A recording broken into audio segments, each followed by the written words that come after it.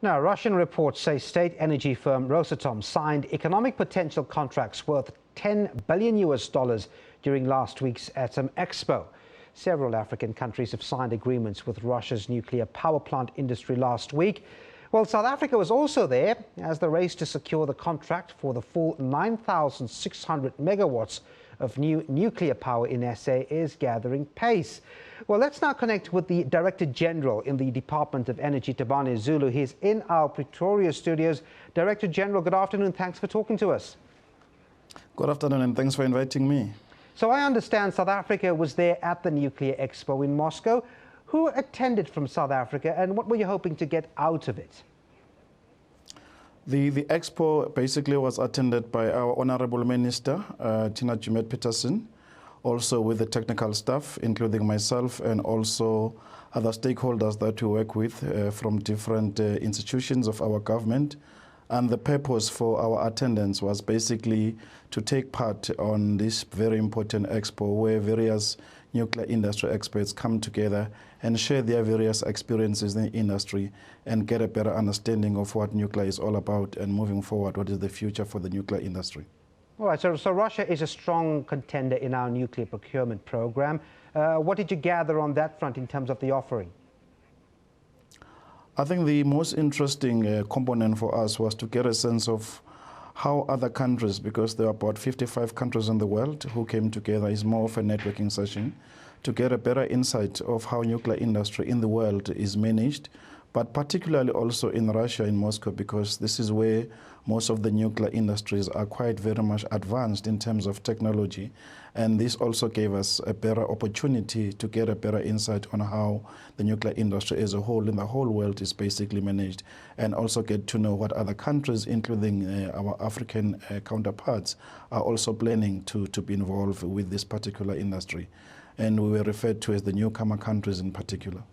Director General, just talk to me a little more about that insight. I mean, you said it offered insight. So what did you bring back with you as far as that expo is concerned? It was quite interesting to get a sense, for example, of how the legal issues relating to the nuclear industry are being dealt with, particularly the procuring element of the world. You'll remember that nuclear industry requires some international compliance with certain protocols that must be subscribed to, and it gave us a better understanding of how our own international protocols together with our local procurement regime are going to be dealt with our own situation. But also the new issues that have emerged in the nuclear industry are the issues of safety. It also gave us a sense of getting a better understanding of how matters of safety are being dealt with, what new measures the industry is putting in place to make sure that this industry complies with safety issues. And also, of course, the project financing. This is a very comprehensive intensity industry, and matters of project management financing are quite critical in terms of how best you can package your financial modeling to make sure that the industry is successful as it gets implemented.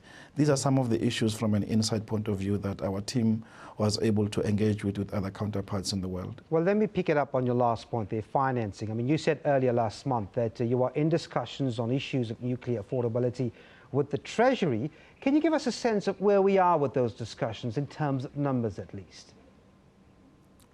What has transpired to date is that together with our National Treasury, we have agreed that we must have a body of transactional advisors coming from different set of skills, in particular project financing skills, financial management skills, and we have put that team together.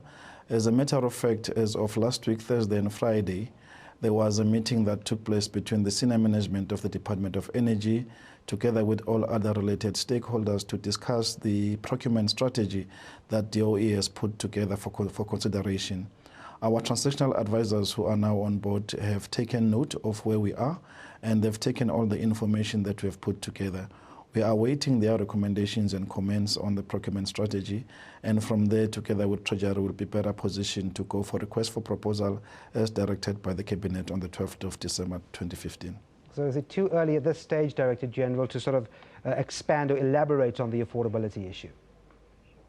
The affordability issue obviously is one of the key features of this particular program.